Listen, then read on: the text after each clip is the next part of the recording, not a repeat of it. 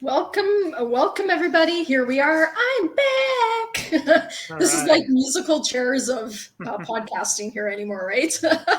So this week I am back. We are Global Strangeness, first of all. Everybody knows us by now. We've been around. Everyone loves us, all our faithful fans.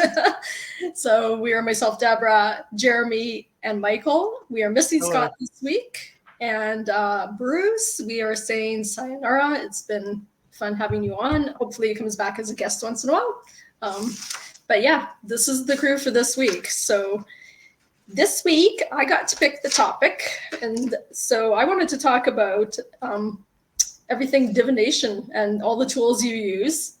And probably anybody who has listened at all knows that I'm really into meditating. I love all this stuff. I have tarot cards. I have all the stuff. I've got the crystal ball. I've got pendulums. I've got all the stuff. So I love this kind of stuff. So I don't know. What about you guys? Do you guys use any of these things? Do you? I'll let Michael go first. I'm fascinated by the Ouija board. And I did look up on Google. That is the correct pronunciation. It's Ouija. So pardon my flashing in and out. I don't know what's going on. But yeah, I'm super fascinated with the Ouija board. I think that's going to be so much fun to play with. Nice. Well, yeah. We will forgive you for being a flasher. That's okay. If it gets too annoying, I'll pop out and try to log back in. But in the meantime, here we are. Sorry, Jeremy. It's all good, folks. You just gotta understand. He's fascinated with the Ouija board. He likes to mess with it. So the demons are trying to pull him out of the camera as much as possible. That's all it is. That's all it is. But attempted demonic possession. And no, I don't. I'll meditate now every night, and I have a money jar. But besides that, I never used to really buy into any of this stuff. Like I used to always think this was. In the 90s, these were the people you saw in like that little small house / business on Main Street that no one ever went to. But nowadays, these things are becoming more of a regular thing. I've interviewed so many tarot card readers, diviners, like pick your freaking way. I interviewed them at one point. And I mean, they've made me believers. I've gotten readings done on my show live where it's just the stuff they pull and they figure out there's no way they're Googling that information on me. So yeah, it's things that you can't even Google really. So it's just I've been made a believer. I want to believe. And I mean, and Scott, you are not a tarot card reader yet. Start going to a school or something, get it and learn how to do it. Actually, I have an academy you can go to. I just interviewed the headmaster, and he would love to have you. I'm sure. You can even learn the dark arts there, and sex magic, which we are definitely doing a freaking episode on eventually. And I'm bringing that guy on to talk. I'm bringing that guy and one of his teachers on to talk about it. Oh my God. I wanted to dig into it so much more on my show, but we're running low on time. But we're definitely doing a show about Scott's going to love it. Scott's going to love it. I already know. That sounds interesting. And that for those that missed it this past Tuesday, or 2 Tuesdays ago, Scott was on Maniacal Music Musings, having a good old time as a guest. And that episode will be dropping this Friday, actually. So if you want to check it out, it'll be dropping on Friday. You can hear Scott get made fun of for saying that birds aren't real. So always fun. But anyway, Deborah, what do you want to bring to the table this week with this? Well, I guess maybe we should first of all start with what is divination? Like, not everybody's familiar with what that even means. So the good old standard description of it is seek knowledge of the future or the unknown by supernatural means. And divination tools, so divination itself, you don't even need any of the stuff, even though the stuff is so much fun, the crystals and the tarot cards and all that stuff, great fun, but you don't actually need it. And I don't know, you guys have probably heard, some people will say they use their body almost like a pendulum. So say you're in a store and you're like, should I buy this or that? And they let their body, the energy in their body, like lean one way or the other. You figure out what's yes and no to you, just like you would with a pendulum. And so they use just their own body, or they get, vibrations in one leg, and it's kind of giving answers, your own body. So Quagmire at a strip club. Got it. So what? Jeez. So I've got a question about I've got a question about that, Deborah, because I always wonder the same thing about the Ouija board. What or who moves the planchette? So what you're saying is that you're allowing your body, in a sense, to become the planchette. So who is moving the body as a planchette in one direction or the other? Who is telling you the yes or the no by moving your body as a pendulum? So there's so many different ways to use all of these tools. So there's so many different things. So you can be experiencing your own energy, your own higher self, and that's kind of your own guidance. There's also angels and guides, and then there's spirits. And so you set the intention of who you talk to. And that's the whole thing. When you're doing a pendulum, like you're in a store and you're asking, that's your own intuition, that's your own higher self that you're getting guidance from.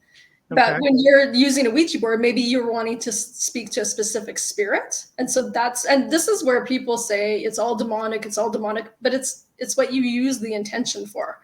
So the thing about Ouijas, everybody sits down and they're like, is anyone there? Is anybody there? And half of them are scared. And that's when you get lower vibrational things showing up saying, well, damn, yeah, I'll talk to you, but it's not who you want to talk to. You should have clear intentions when you sit down with anything. And you always want it to be high vibrational. So even the Ouija board, people say the board itself is just a tool. So you can use it to communicate however you want to as well, but you have to be like, you have to have the intention set. And that's true of all of the tools, and it's true of your own body. When you're channeling things coming through your own energy system, you're in control of it, but you have to be very intentional about who you're connecting with. So how do you do that? How do you be careful about who you're connecting with? How do you control that? So the biggest thing is, so Jeremy, you're saying you're starting to meditate. So when you first start meditating and you'll feel weird sensations. And if you're kind of empathic at all, it's very strange. Sometimes, when you walk into a crowd and you can feel other people's energy and their anger, or if they're physically hurt, you can kind of pick up on it. So there's when you figure out what that feels like when it's another human. And then when you get really sensitive, you start figuring out when it's a spirit versus an angel. It's all different vibrations, but it is very confusing at first. What's yours? What's someone else's? What's, spirit world? It's confusing. So that's where meditating is really, really, really important. You really clear your mind, you get really quiet, and you let it come in and you start to learn what's what. So it's not like an overnight process, at least in my experience. It's really not. It's really not. I mean, I can, when my Reiki master / life coach does a Reiki session with me, like you can feel it. Like the first time, I literally almost jumped on my chair because I'm like, what the fuck is that? And it's like you could feel it throughout your body. Like wherever she says it's going, you feel it like a second before she says it. It's just like, holy shit. What's so interesting is it's so actually physical. Like it's so weird. It isn't like a physical feeling, right? It's so that always weirded me out so much that it's not just kind of your mind thinking about stuff. It is physical. The energy is actually moving. It's so interesting to me, but yeah. It is. And see, this is one of my many guests who talked about tarot Ouija boards. Actually, when he was a child, Damon Manx, he's an author now, a horror author, paranormal author. He's actually really good. Read a few of his online stuff. But when he was a young teenager, I'll say, these two girls that lived down the road from him that were sisters and were kind of creepy, his words. He went over to their house and they played with a Ouija board. And basically the girls told him, you're going to die at this age. I don't remember the freaking age for anything. But when he got to that age, he had a heart attack that usually kills people. He basically had like a widowmaker. He survived it, but just the coincidence in that is just too much. When someone tells you you're going to die at this age, and then 20 years later you have a heart attack at that age, and like you could have died if doctors weren't as good as they are nowadays with that stuff. But it's just. And I think too, like people get really stuck on predictions, and predictions are, they're cool. When somebody's kind of giving you a reading, like a tarot reader or a medium or whoever is giving you a reading about prediction, like future things happening in your life, people have to remember too, like timelines change and stuff. So they're picking up on the energy where you're at right now and the most likely outcome if you're staying on the path you're on right now. But we all have free will. You can change things, so you can actually change your timeline. So it's not set in stone anyways. So it's really, nobody can say like 1000% this is going to happen, because the person who's getting read might go through a spiritual awakening, might change their whole kind of energetic, imprint themselves, and it can change.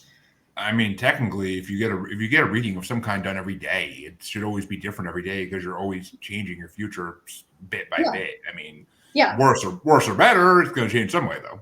For me, the whole thing is like you do a reading each day, like I'll pull a card or whatever just to get sort of on this one situation. You get a reading on that situation, and then you have information and you can make a decision one way or the other based on that. So it's not, it's not set in stone. It's to let's sort of guide you. That's how I use it and see it. So. Yeah, I mean, I don't do readings myself personally, but I've gotten enough of them in a row that I have different shows that just eventually it's just, you see the differences in them like slightly. And it's just like, what did I do in the last day that made this change? And it's it throws you for a loop in your head for a while, because it's just, you try to figure out like where something changed and you never can figure it out. It's just little bit of things happen in your life. You talk to a person that day that you originally weren't going to talk to, or something like that. Like, it's just small changes that everybody does every day. They don't realize the impact. Butterfly effect. The butterfly effect, in a way. You step on a butterfly in the past, it changes the future. Right. So, Michael, have you ever had like a medium reading or a? Yeah, we had a tarot reader over to the house, and she conducted a couple readings. I thought it was interesting. During my second reading, she became really uncomfortable, and she seemed like she didn't want to talk anymore. So, of course, I took that as a bad sign for my future. She wouldn't want to fess up to it. But, yeah, I'm really fascinated by what you two are saying, because there are some implications here. One implication is fate, right? So the guy who had a heart attack 20 years later, it's almost as if the medium or the Ouija board was able to read his fate and ascertain that in 20 years, this outcome was certain. But then you were also saying that, well, depending on what you've done over the past few days, maybe those predictions will change. So then I wonder if there's a multitude of fates that any individual person can actually manifest in the future that are, obviously different from the same quantity or type of fates that another person would have. Like the same reading for Deborah would probably not be the reading that I would get, right? We would get different readings. And if you're going to a legit person, I was going to say that, because I've discussed it on my show with multiple guests. There are good and there are bad of everything. Tarot readers, psychics, mediums. There's always going to be the sham artists out there trying to make. Oh yeah, yeah. Just disclaimer there, folks. Always be careful who you go to. Get reviews first. Get reputation. And I'm such a big believer. Like, there's professionals that make money, and obviously they've been doing it a long time, so they're very good. But we all can do this. Like, we all have connection. We all have, our higher self. We all have guides. We are all 1000% capable and should be doing this all the time. It's, it was really why should we be doing it? Why should we be doing it all the time, Deborah? I just think it improves your ability to regulate your emotions and make informed decisions and have the comfort. It's like a comfort knowing you have a whole team that you can work with. Okay. In your life, like I don't know, Jeremy, I don't know how you feel, but when I started meditating, you're like clearing off old blocks of energy and negative traumas and stuff. You hold this stuff in your body, and it will actually make you sick. And so if you can clear all of that off and it's just, it improves your life. Like, I can't even tell you 1,000 times better, because when something comes up and it is a challenge, you're able to clear it off. You understand whether it's a negative entity or if it's yourself, what it is, and you can clear it off. Then you understand what you're dealing with, and you also understand other people if they're lying to you and stuff. So, yeah. Put it this way, Deborah. the first time that my Reiki master did a full chakra cleansing on me, by the time she got done, she was in fucking tears because of all the dark energy she pulled out of me. Like it was like she seemed exhausted when she got done, and she was like, "That was something." But It's exhausting. like, I mean, I never had anything like that done in my life. So then she probably had a good 35 years of pulling to do of all that dark energy. So, ooh, that would have ride. I mean, but then you feel lighter. Like, did you feel like, oh my gosh, I went to take the dogs out, and I got down there that day, and I freaking like feel like I was walking on air. Like I was walking on the grass, and it feels like I'm walking on air. I'm like, what the? Like it was almost like. And so the whole thing is like, if you didn't get into this and you didn't know, then you're walking around with that, like you're walking around all negative, and it's piling on. So you don't even know. But when you start to do these practices and meditating and all this stuff, your quality of life improves because you start feeling better and better, and more positive, and positivity, like negativity, ripples out, right? So you affect everybody around you too. Once you get through the chaos of a spiritual awakening, that is, because spiritual awakenings are pure motherfucking chaos for months. It is. It's crazy. Yeah. But on the other side of that question that Michael asked, though, Deborah, I'll play devil's advocate here. Yeah, it's good to have a team like that to look into all your spiritual side to see what you should be doing in life. But if you get too into it, that's when, as Iron Maiden said, can I play with madness? Because that's basically what you're doing, is you're playing with madness at that point, because it's like being an addict to some people at a certain point. Like they have to like, I've had people that come to my show night after night asking the person on, oh, do you do readings? Can I have a reading? And I'm just like, I've had to block some of these people because they just get so like they're addicted to it. Like every night it's just asking my guests, like, and I'm like, they're an author. No, they don't do readings. They're this. They're a paranormal investigator. They don't do readings. Like that's where people need to learn how to develop their own. It's not outside you. Yeah, other people can do readings for you, but it's really important that you develop your own. And it's also important. We're spiritual beings, but we're here on Earth to enjoy Earth and do Earth things, right? Like we're in this world. You may as well enjoy this world. That's the thing, though. I mean, like it's not even about like it's at that point in time like they want readings. It's just they want someone to talk about them so they can just blab about their problems for a good 15 minutes. They don't want to pay for talk therapy, so they're just because every freaking thing the psychic says, you get 3 comments in the comment list from that person, like that are paragraphs long, like, oh my god, when this happened this and this happened then, and it's like, dude, I'm not putting these up on the screen. No, some of these are horrible. I've had some ones that show up, I'm like, oh fuck, okay, you're getting blocked. Like it's just like a lot of people too, like they're really negative. They're like, my milk was bad when I poured it in my coffee. Is there a negative entity around me? It's like, oh my gosh. Like, well, your refrigerator can happen. So this explains why the psychic industry is a $2 billion a year business. Yeah, right. That's it. And Jeremy's right. There's a lot of good ones, and then there's a lot of people they're making bucks and they're preying on people like that. I mean, you see on Facebook sometimes too. There'll be a message and they'll be like, oh, there's a curse on you, and I can remove it if you pay me. It's like a real psychic isn't doing that. Like that's not even the best scam out there.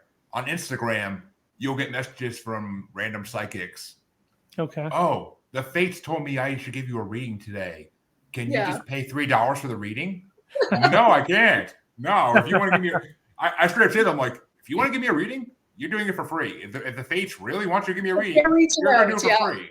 Yeah. It's like the fates are like, the fates just told me there's a concert coming up that I don't have enough money for, so I need to buy tickets. So can you I mean, it's equivalent to a freaking OnlyFans girl sending you nudes in your DMs and being like, "Oh, I sent you them. Can you pay me now?" Like it's the same thing. Like it's just what?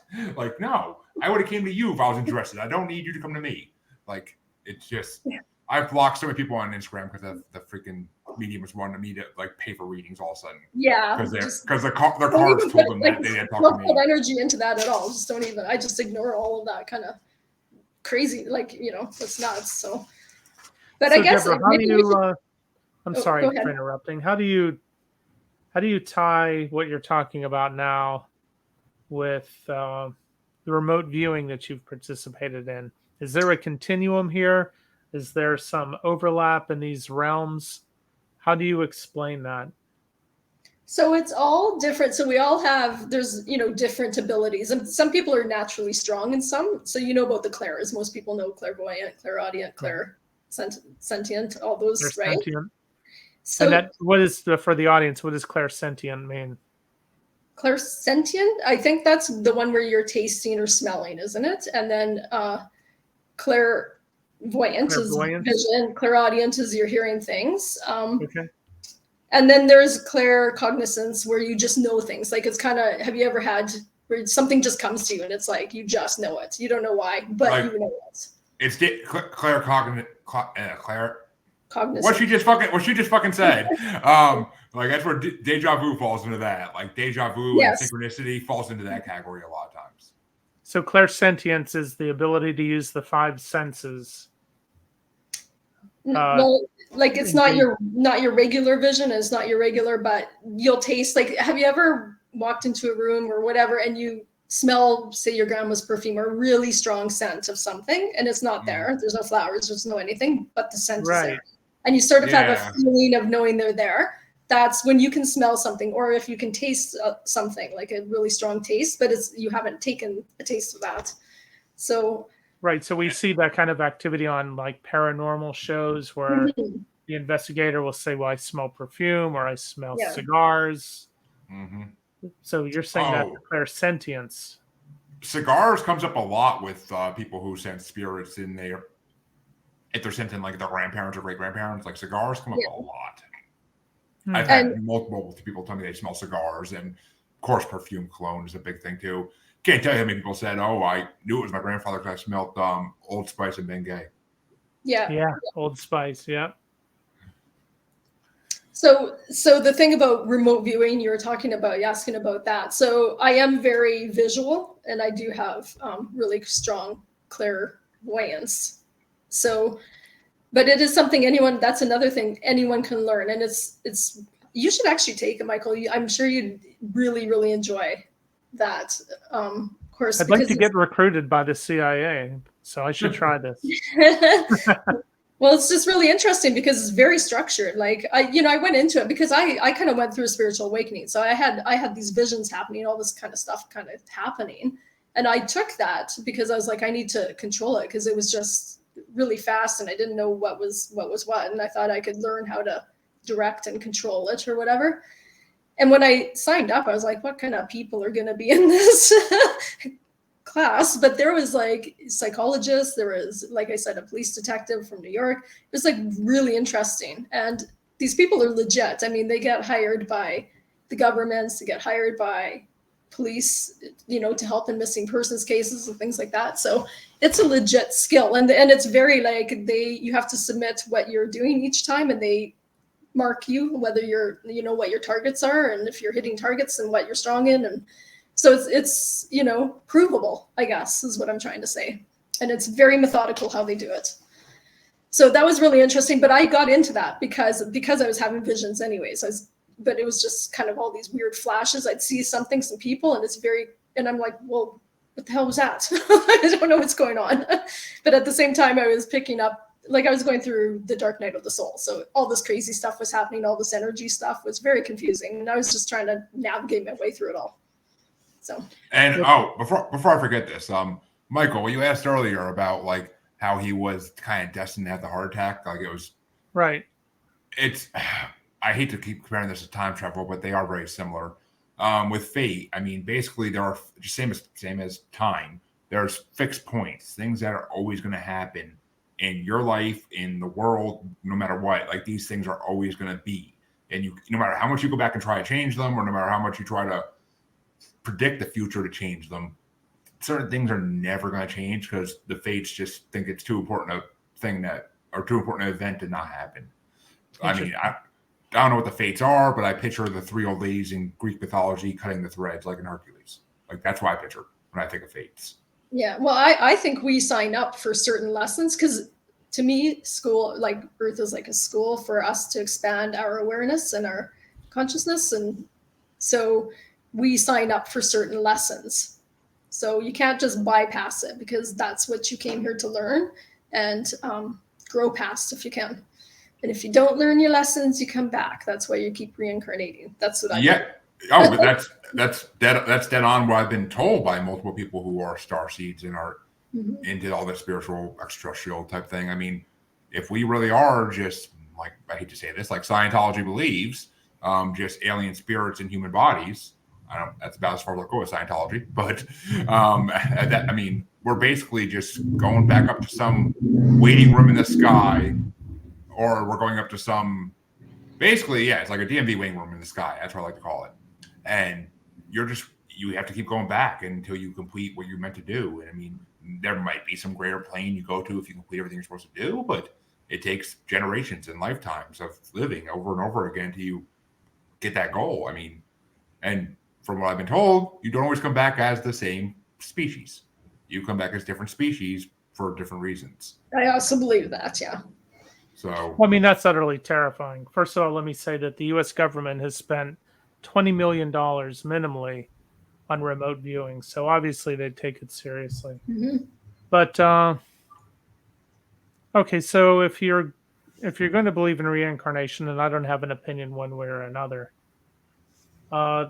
you know, so say for example, a woman gives birth to a human. That human is growing a soul. That human dies in the same manner, gives birth to the soul. But the idea of reincarnation is terrifying, because what if, just like in the savannas of Africa, as you emerge as a brand new baby soul in this other world, that there are hyenas and jackals just waiting to pounce upon you and tear you asunder? I mean, the whole thing's terrifying. well, is that any different from coming back a human? Is it It is really? not. It There really are isn't. there are I plenty of mean, humans that are waiting to take you down. Trust me, I could tell you from recent events. But And yeah, it really, like, so it begs to the, like, people always say, well, why would anyone then come back as a murder victim? Or, because some people have some pretty terrible lives, and there doesn't seem a lot of rhyme or reason. yeah, I don't But want to come back sometimes, as that nutty putty guy. but sometimes That's you're my coming way. back and you're a lesson for people around you, like, and you've agreed to do this. And I mean, all the pain and all the hurt and all the darkness, that's human. So as soon as, like, our spirit doesn't feel that, right? So you might sign up for something like that, I mean, because you've agreed to, like, play that role to teach people around you, or whoever, whatever the reason is, to help them expand their growth. I mean, think about the poor spirits that came back as Joan of Arc, or the poor spirits that came back as the Salem witches. Like, Jesus, like your life is not going to be good after about 20, 30 years. Like, you're not going to have a good life. It's just going to be hell after hell after hell. And it's just. But the thing is, the more, if you go through something terrible, like, think about even when have a goal or whatever, like, the harder you have to work at it, the more you learn, the more you expand.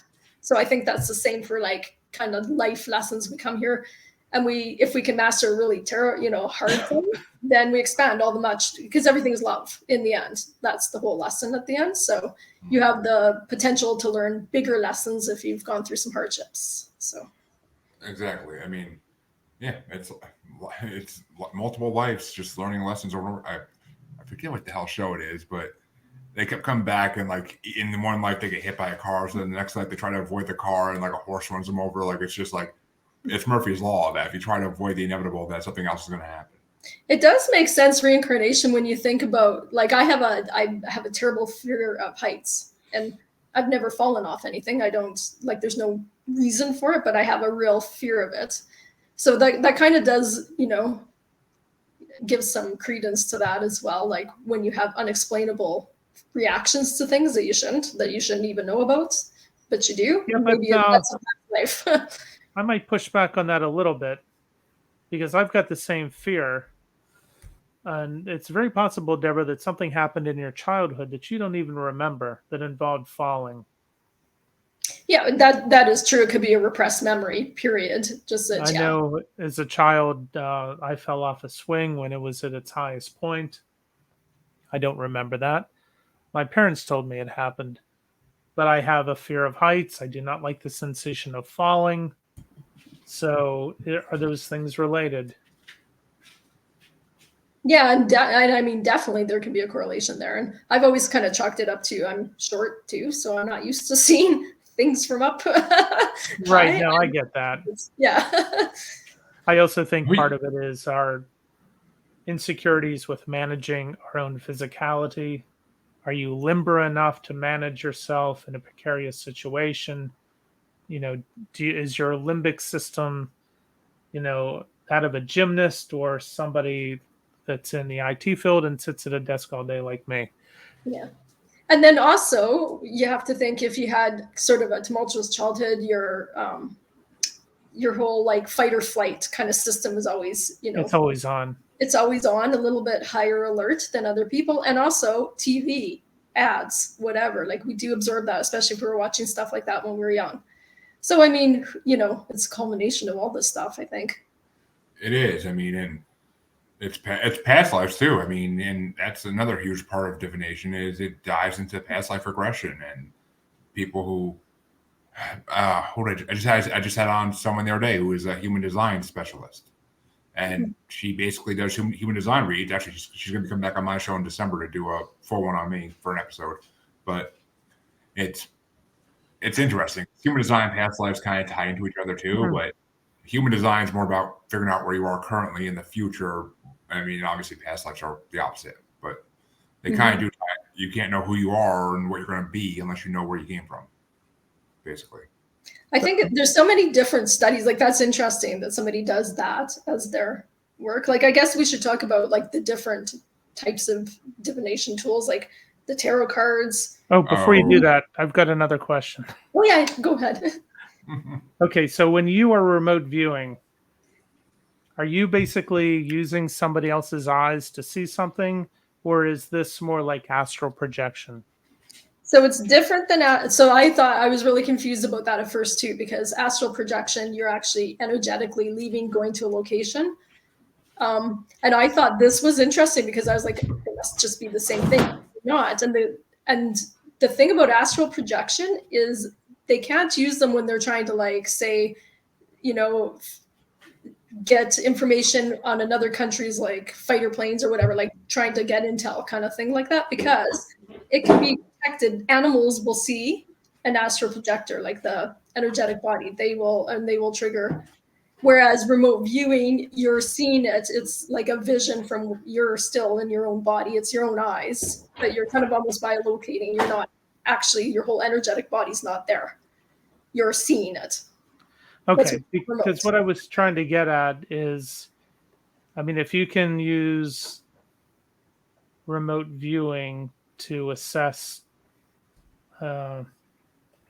say, wartime capabilities of an enemy combatant, why can't you use remote viewing to see what's on the other side of death? Different planes, different dimensions and stuff. And people do though. People more or less, I think that comes more with astral projecting, though, going and interacting with different dimensions and communicating that way. I mean, but remote viewing, you can remote view, basically wherever and whatever you want when you get really good at it. The thing is, it's really hard to say whether it's true or not. If I'm like, okay, I'm remote viewing, the backside of Mars or something. How do I prove that? I might see something. So it's good to practice that's why you have to like do it in a way where you can, check what you're actually viewing and see if it's correct. If you understand what I mean. If you have a 90%, average or whatever, then, you're probably, correct when you're viewing things, the crazy stuff. And that's where remote viewing is different from astral projection, because I talked to an astral projector, Vincent Field. He wrote a book about it too, about astral projection and not sleepwalking, lucid dreaming. Lucid dreaming, yeah, thank you. And basically, when he was, which I mean, he lucid dreams and astral projects at the same time, basically.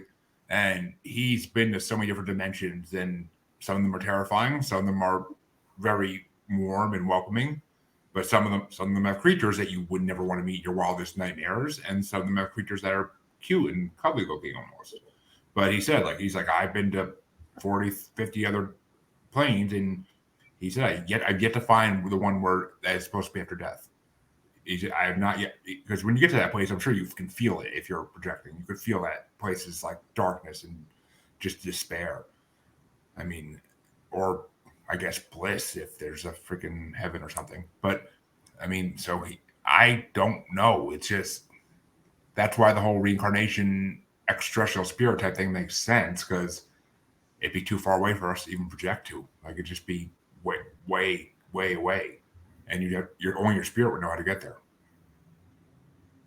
Yeah, like, so, and like AP, that's really interesting to me. And I think we do it while we sleep. In fact, I'm quite sure. And I've managed to get out of my body, but it's like, I'd like to do it from waking state. And I've only ever kind of done that once. But as soon as you're kind of out and looking around from the top or whatever, you slam back down. Because as soon as you're like, oh my gosh, what did, like, you slam back in, you have to really practice at that.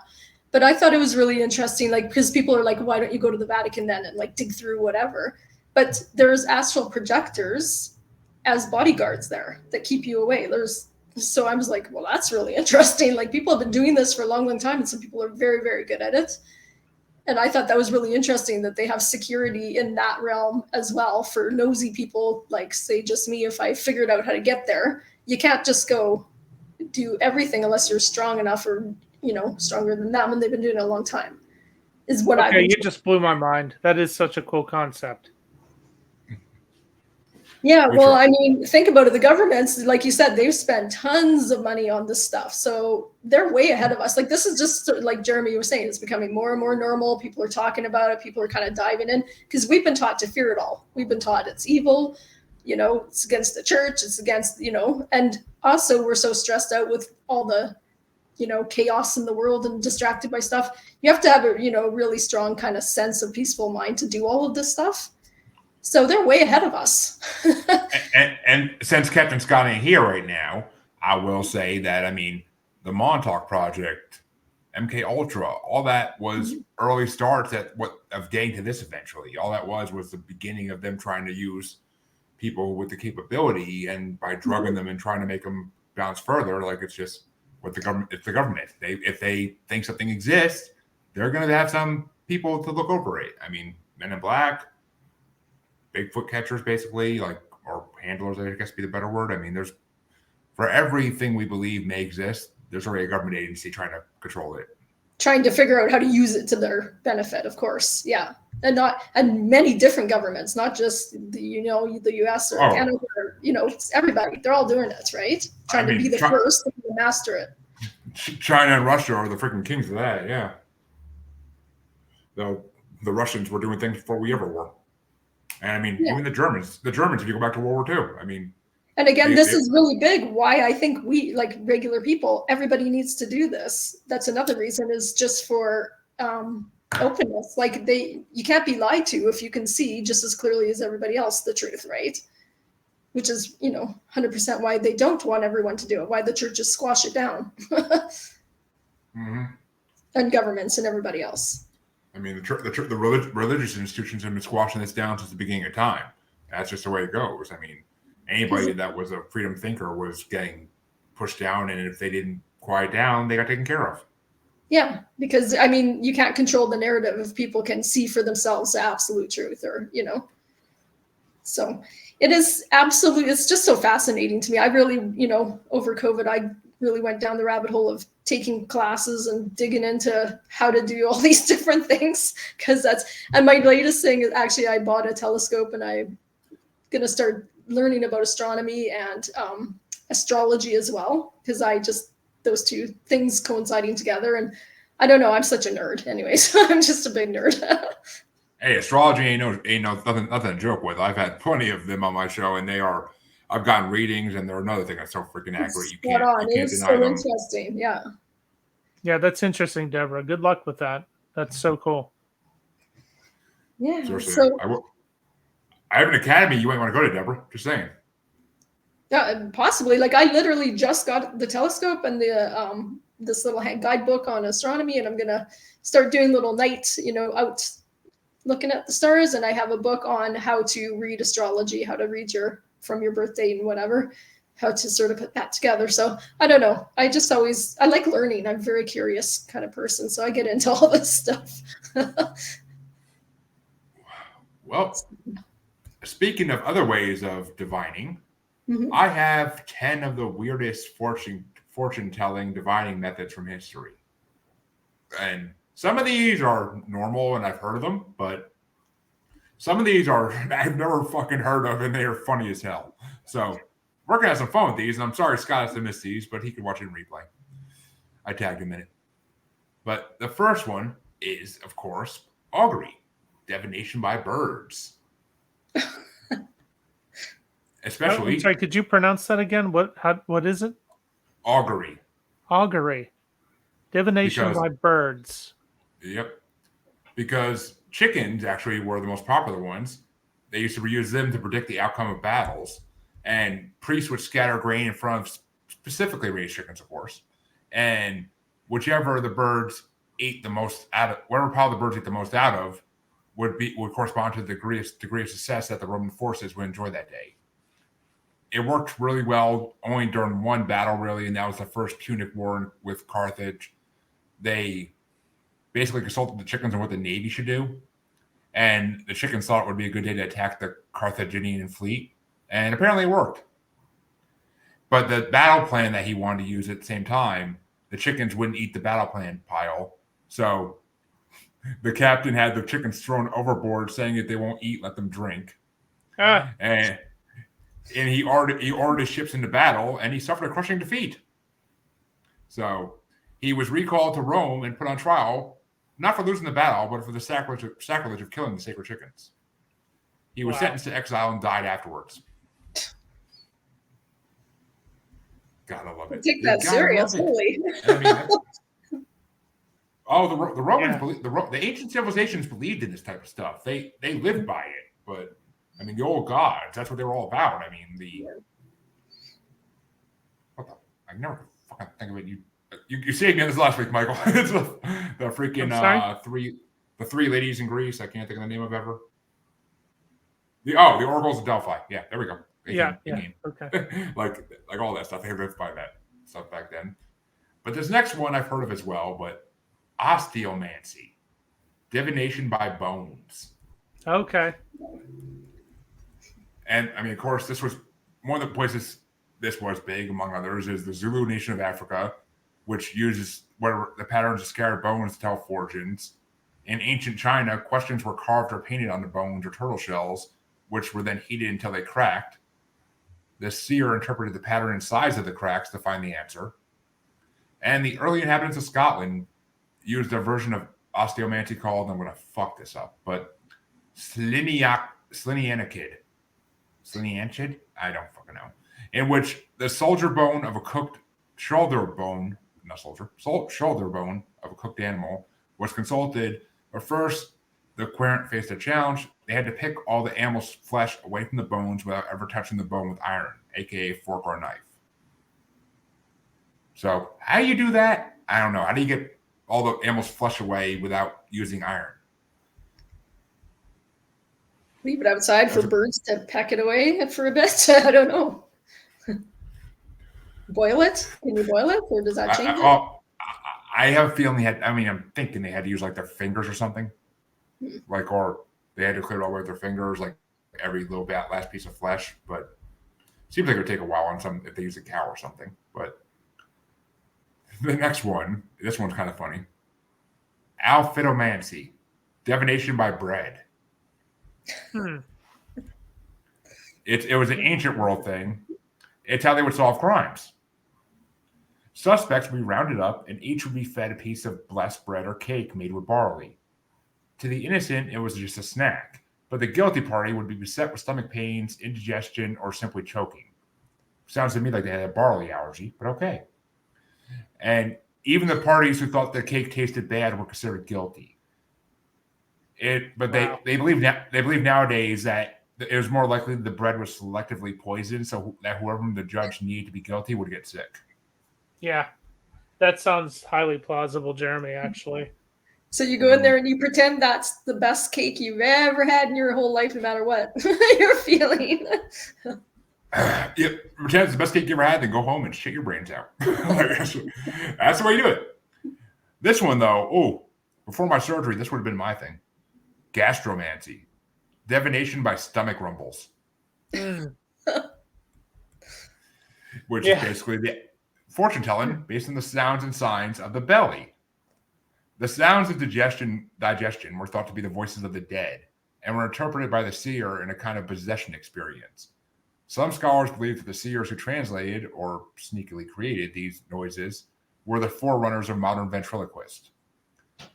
A writer during the Renaissance recorded that this method was for a long time together used in Ferrara by Lady Giacomo Rodogina, what the fuck were these words? The Eugastrimiathian prophetess. Later, gastromancy came to mean divination with around belly-shaped objects like water goblets or crystal balls, which are still used today, of course. Okay, that one's strange and nonsensical. Yeah, and how did that transition from your belly, like rumblings, to a crystal ball? Like that's yeah. Well, it just basically it was belly-shaped objects. That's basically why they were able to do it. And okay, this next one I've heard of, and it's not too strange, I guess, because it makes sense in a way. But it's Margaritomancy, divination by pearls. Oh, that'd be fun. Which, I mean, the name sounds like it's something to do with the occult wisdom found at the bottom of a fishbowl margarita, which that's great wisdom, let me tell you. But it's really an ancient method of divination based on heating a pearl until it jumps or shatters. The ancients thought pearls were magical. They are the only gems produced by living beings. They didn't get to do this very often, though, because it was still expensive back then to buy pearls. A common method was to place a pearl in a cast iron pot, which was set over a fire. Then the diviner read aloud a list of names of people suspected of thievery. The person whose name was being read when the pearl began to move was the guilty party. Another version claims that the heated pearl would only begin to move when a guilty person came near it. So basically, you're playing hot potato with a freaking pearl and deciding people's fates. Right? Spin the bottle. You to the gallows. Here we go. Horrible. Wow. Horrible. Here we go to some of the ancient Mesoamerican tribes. Anthropomancy, divination by human sacrifice. Also called antinopomancy. Experts have found evidence of it in nearly every corner of the world. It was seen as a way to appease the gods, but it also was a way to get answers from them, they thought. The practice was linked to and often include ectospicy, studying the organs of animal and human sacrifices. Anthropomancy was more concerned with the moment of death. Predictions were made based upon death throes, number and volume of screams, direction of blood flow, or the direction in which the victim's body fell to the floor. One of the most famous predictions in Western history was a result of this form of fortune telling.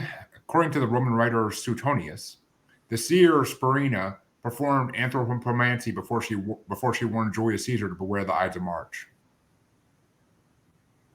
And he didn't listen to that, and he should have. So how do they pick the victim? Like draw straws? I'm guessing someone sitting in prison or sitting as a captive.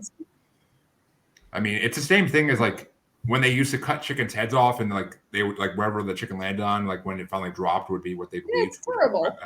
It is. But speaking of something that's probably gonna be horrible, myomancy, divination by mouse.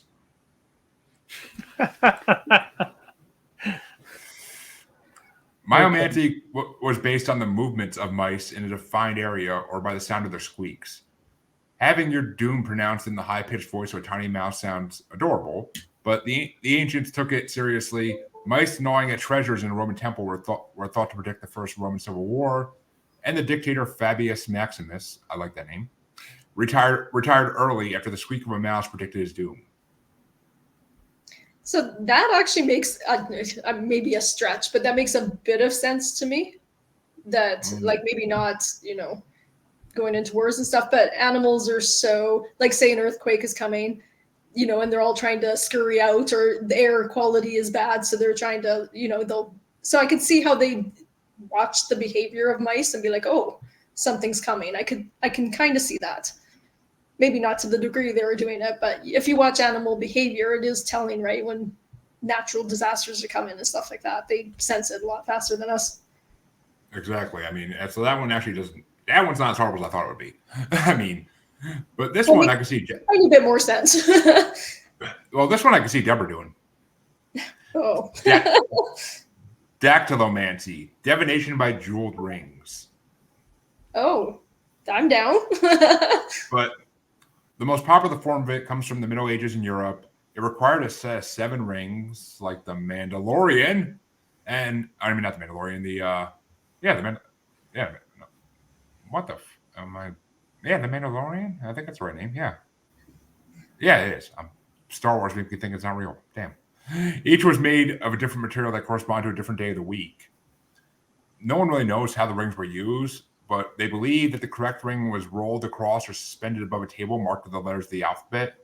The letters touched by the ring were seen as part of a message, which sounds very similar to a Ouija board, honestly. But today, modern seers perform a simple form of dactylomancy through dowsing by using a plain ring or other small object suspended from a string. Answers are gained based on the direction in which the ring starts swinging. So basically a pendulum. It was a Ouija board once and it became a pendulum. Am I off on that? Or no, and even now people use pendulums with Ouija boards often, or they'll use it with numbered boards or whatever. They kind of use it together sometimes. Makes sense. That made me think, remember those mood rings that you'd buy? They were like cheap little. Yeah, those were cool. No, they were cool, but they didn't really they were never accurate. But the next one, and actually I've heard of this, and I believe it does work to some degree. Molybdemancy, or basically molten metal divination. It was recorded in the ancient Greek and Roman empires. It spread to Germany and the Nordic countries by way of imperial invasion. And easily melted metal such as lead or tin is liquefied over a fire before being poured into cold water. The metal instantly hardens into bizarre shapes, which are then interpreted. It's still a New Year's tradition in Finland, where each family member is given a small piece of tin in the shape of a horseshoe to melt down. The melted and cooled pieces are held to a candle flame, and the shadows they cast suggest things that will happen to their owners in the coming year.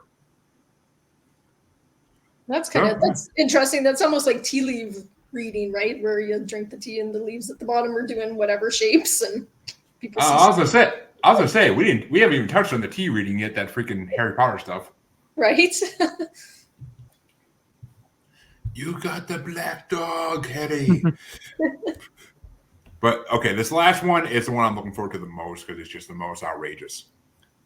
Tell me if you can guess what this is. Scatomancy. Poo. Yes, it's divination by poop.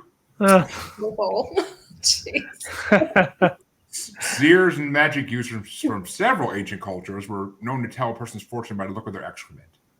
The Egyptians took scatomancy a step further by studying not only the feces, but also the behavior of dung beetles, which rolled the stuff into balls as part of their mating display.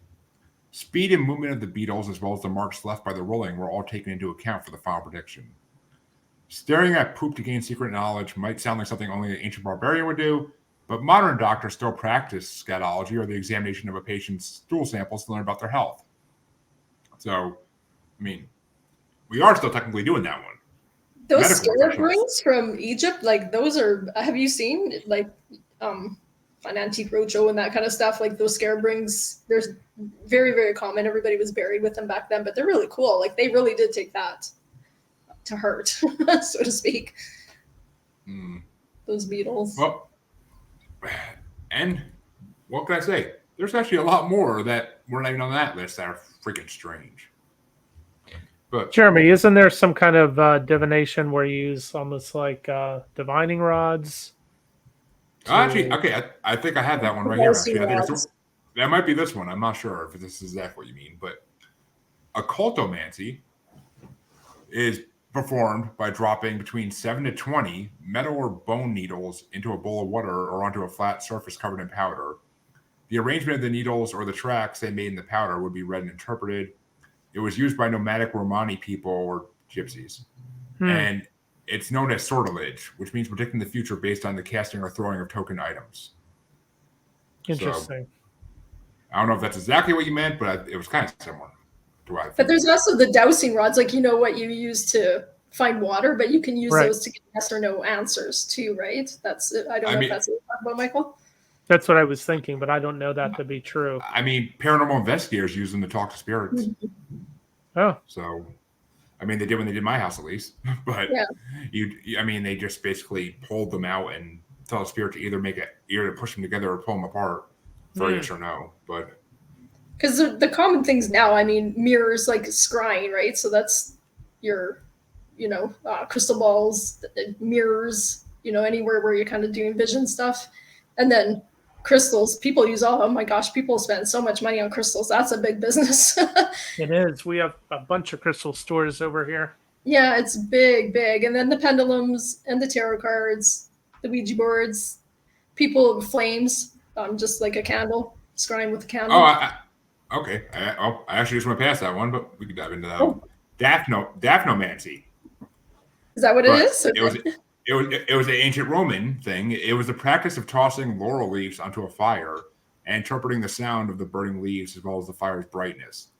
If the crackling of the leaves was loud, it was a good omen. However, if there was only silence, the outlook was bleak. And same basic principles for the brightness, with a hotter, brighter flame meaning more positive future. It's named after the Greek nymph Daphne, who was turned into the first laurel tree when she ran away from Apollo. God love Greek mythology. It's so nice to women. But I mean, I don't know how much I believe in that one. But here's one from Michael, actually, because it became something he loves: gyromancy. Okay. It's basically a giant circle that's drawn on the ground, made up of all letters in the alphabet and other arcane symbols, and then having a person or group of people walk or spin around inside the circle until they got dizzy and fell over, or stumbled and stepped out of the circle. The letters they touched or accidentally fell on would be recorded and read to determine the future. There was two other forms of it that were used similarly. One was that people spin around in a frenzied circles or dance wildly until mentally exhausted and then interpret their delusional utterances. The other would be to draw a much smaller circle of letters and then spin a coin in the center of the circle, recording which letters the coin touched while spinning. And they basically became the modern Ouija board. That's interesting because are you familiar with how the Ouija board got its name? No. I've heard it, but it's been a while. Yeah, so the inventors of the Ouija board, a guy named Elijah Bond and Charles Kennard, sat down to use the Ouija board and asked the Ouija board, "What shall it be called?" And the answer was OUIJA. So the board identified it. Yeah, the board spelled out its own name. Cool. It's weird, right? It's cool. Like I said, who moves the planchette? Well, you'll have to get one because it is interesting feeling, but I think you're channeling when you're doing that. But no, that's interesting. Well, this next one is, I love this next one. It's called sternomancy. It's like anthropomancy a little bit, which is the one that reads the entrails. But this one also requires taking someone's life to really make it work. From the Greek word sternon, meaning breastbone, omens would be interpreted based on the size, shape, and coloration of the breastbone of a corpse. Fortunes could also be told based on the color and sound the bone made when placed in the fire. The current day tradition of cracking a wishbone for luck is a modern remnant of this form of divination. Another form of sternomancy, and this is where it gets good, which was far less gruesome, didn't use the breastbone for divination, but rather women's actual breast. It's believed that through sternomancy, the personality and character of a woman can be determined simply by the size and shape of her breast, as well as the color and shape of her nipples. Okay. So which one do you want? Where's Scott when I need him for this type of shit? He would have been having a field day when he heard that. I do find it interesting though that about the wishbone. Like it's always interesting to hear where our little things we do come from, like where that actually those I don't know, folklore kind of traditions that we do. It's always interesting where they're rooted from. But this is what gets me. That second form of sternomancy wouldn't work this day and age because women tan. So the color would be changed. Well, and some are not even all their actual body. A lot of them. True. So shape and size, like, I mean, yeah, we've ruined it all now. So there's no, you can't do that anymore. Sorry. Damn, I was going to open a damn shop, Deborah. Yeah. See how long it would last if I would open a damn shop. All right. Funny. This next one's gross. It's called tiromancy, and it's based on the mold that grows on cheese. Oh, jeez. It's the shape of the mold, its color, and the number of holes it created were all taken into consideration used to determine someone's fate in regard to love, money, and the end of a life. It reached very high popularity in the Middle Ages and was used by everyone from professional prognosticators to the average layperson. A common version of it involved writing different possible answers to a question on pieces of cheese, and the piece that grows mold soonest indicates your answer. So basically, whatever you want to win, just write it on the thinnest piece of cheese because that's the mold fastest. I guess, but damn, groceries are expensive right now. Yeah, exactly. Yeah, I agree. But all right, we got one more, and then that's the last of the weird sheet. But zygomancy, it's a form of divination that uses metal weights as well as scales to predict the future and determine guilt or innocence. A form of this in ancient times would be using a set of scales to weigh a person suspected of a crime against a large Bible, which was also a form of bibliomancy originally. It was widely used by Greeks and Romans. A number of different cultures around the world use various forms of it. The Scandinavian culture, known as the Lapps, for example, have a sacred rock that represents their god. If they picked up the rock and it felt abnormally heavy, that would mean their god was angry. If it felt especially light, their god was happy. How does a rock change weight? I don't get that. But similarly, there was a West African tradition in which a woman looking to get pregnant would try to lift an iron hammer. If she could easily raise it, it would be a good omen for her pregnancy. If she could not, it meant she would not be able to have a child yet. God, you want to be lifting weights then? Nice and soon. That sounds like the test to see if you're worthy of being Thor for getting pregnant. It's insane. Can you pick up the hammer? Well, that's all I got for this fun. Jeremy, you're breaking my heart. You missed my favorite. You missed the 8 ball that you shake, when you ask the question and it's... Oh, okay. I'm sorry, Deborah. I actually skipped over the beginning of that one because I thought it was too plain. But No. it's interesting, actually. And it's not an 8 ball, though. I'll tell you that much. I got to find it, though. What is it? Magic 8 ball. Guide your life with it. Answers everything. Well, Deborah, this is where it got started. It was called Philorhodomancy. It employed the use of rose petals or leaves off a rose bush, which were used to tell the future and more to answer yes or no questions.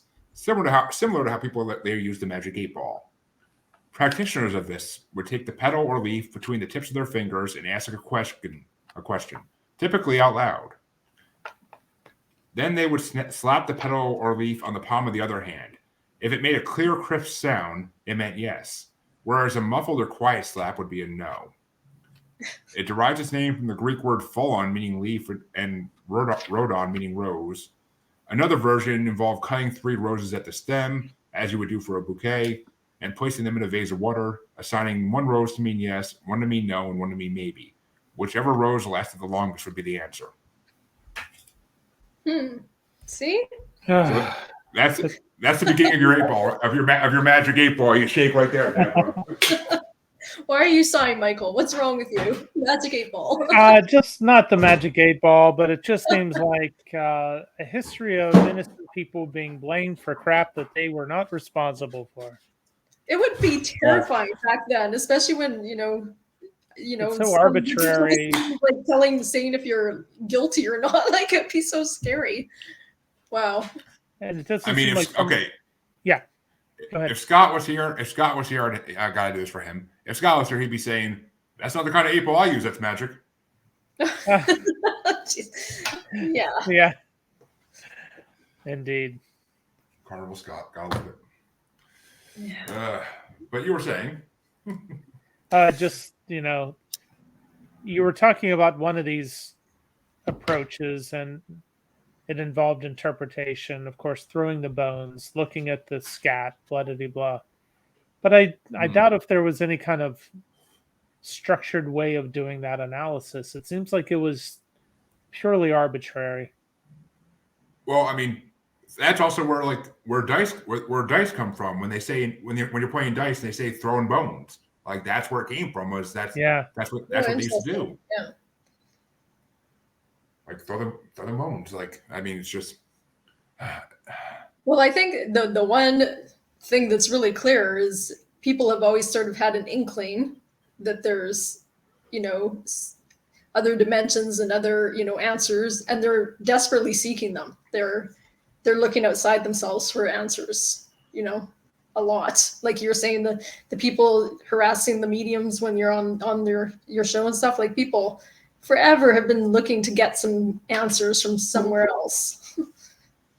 Yeah. I mean, any way they can, even looking at poop, like that's crazy. I mean, that's not looking at poop is not crazy though, because doctors still do it for medical reasons. Well, that's for medical. Yeah, I guess back then, maybe it mixed in, but also it could be like they would see color or whatever, and it would indicate a disease or whatever. That's all they knew. They didn't know that. It doesn't matter where we are in time. If your poop's black, you're dying, unless you get fixed. So, if your poop's black, and that means blood. So, I mean, if they could tell that in ancient times, if your shit was dark, and they said, "Oh, you have a bleak future ahead of you," that actually that makes a lot of sense now that you say that.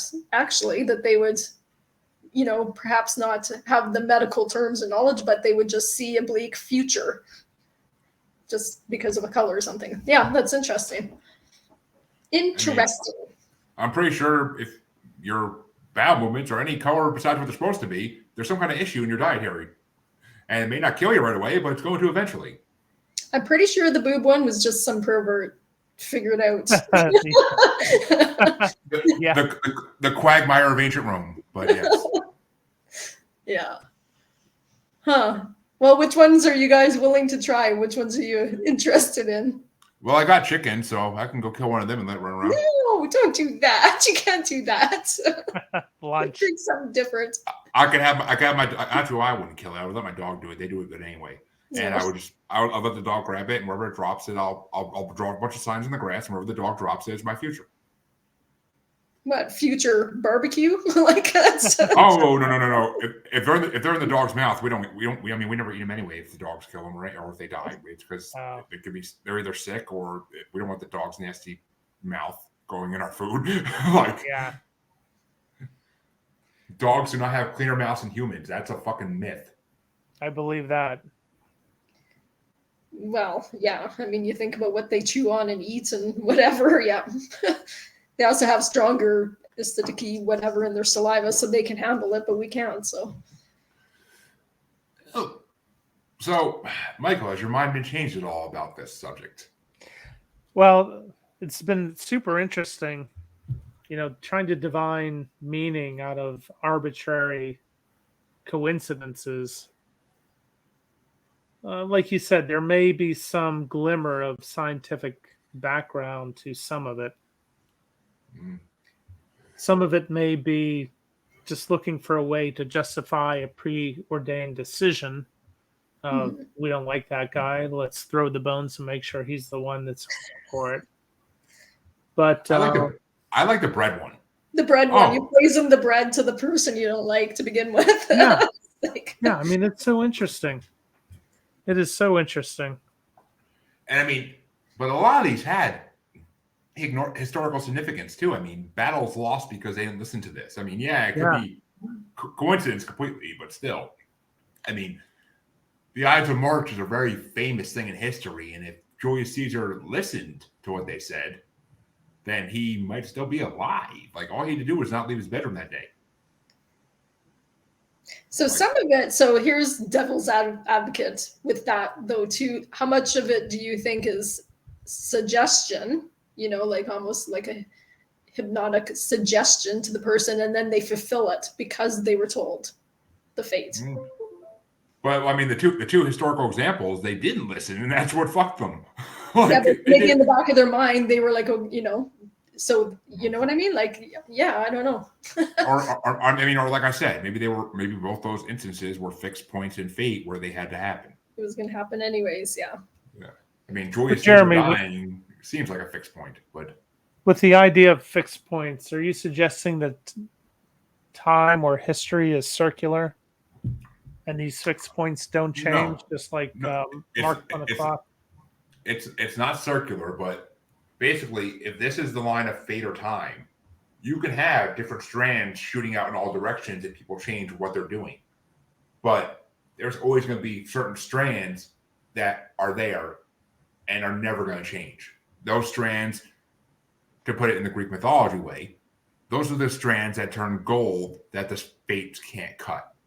Those are the ones that are going to happen regardless, like Hercules becoming a god when he completed all his tasks and did what he had to do. Like that, stuff like that is determined. Like it's not going to change no matter what you freaking do. I mean, you could say that for when you find your soulmate. That's a fixed strand that's not going to change for a lot of people because it's meant to happen at some point in your life. It might move down the line or up the line, but it's not going to ever break. It's always going to be there in the attached.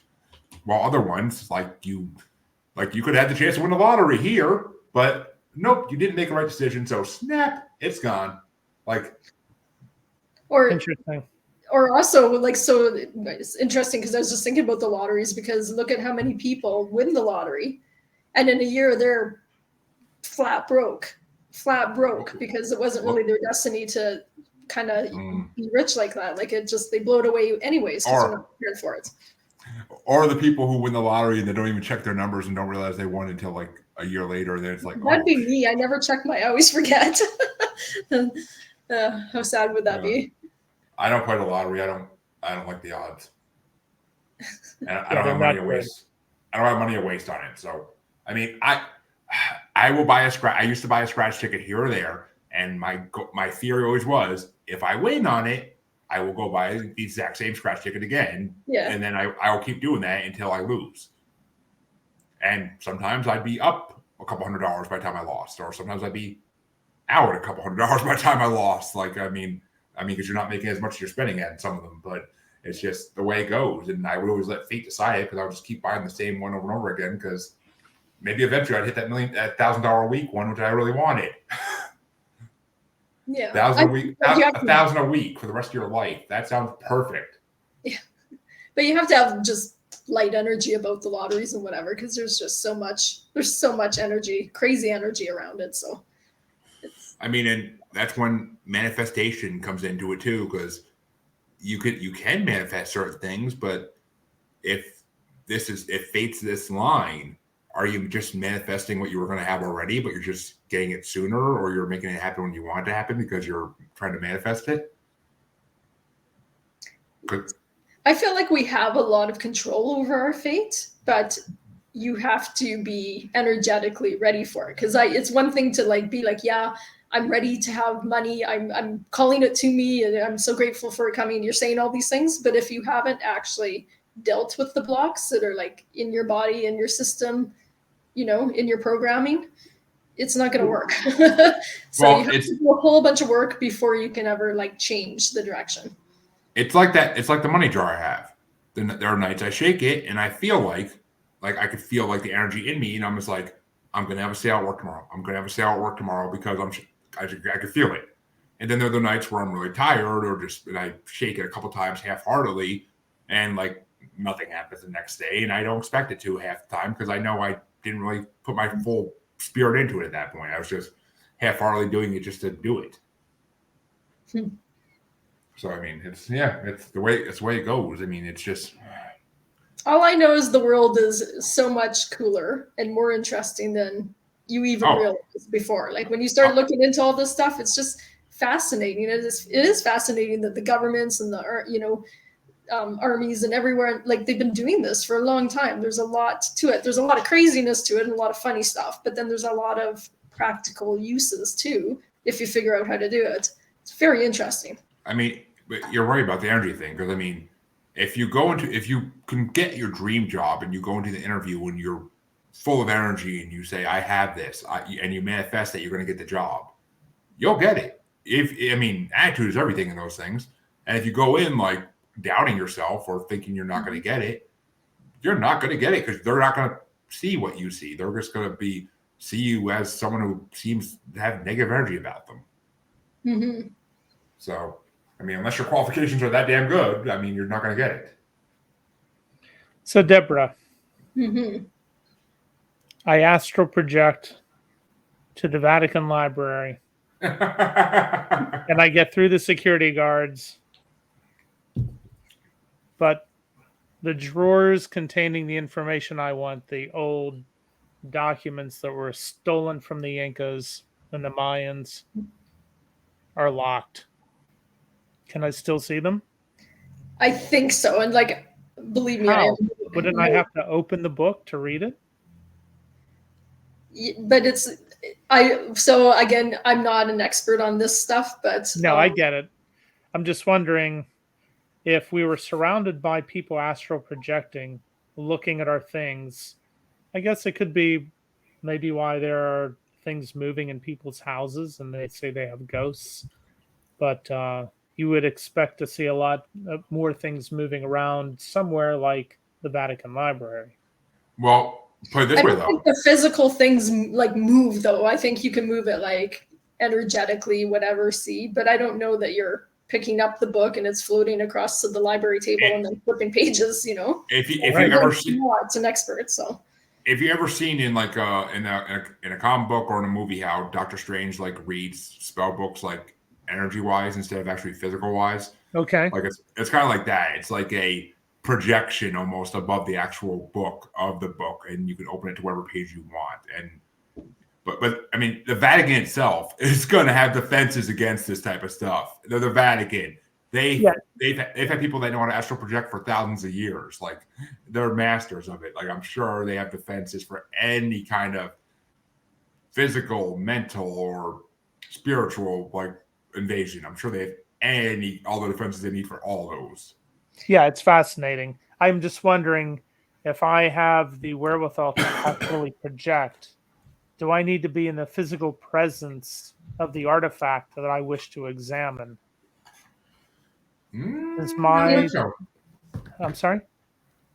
Well, I was going to say, so that's where like remote viewing, I don't know so much about astral projecting, but remote viewing, you can, so for example, what we were doing was they would have photographs and they were sealed and they would just give us numbers, not even like it was a number. So, and then you're just focusing on that. And then you're drawing what's in the photo in the sealed envelope that they have.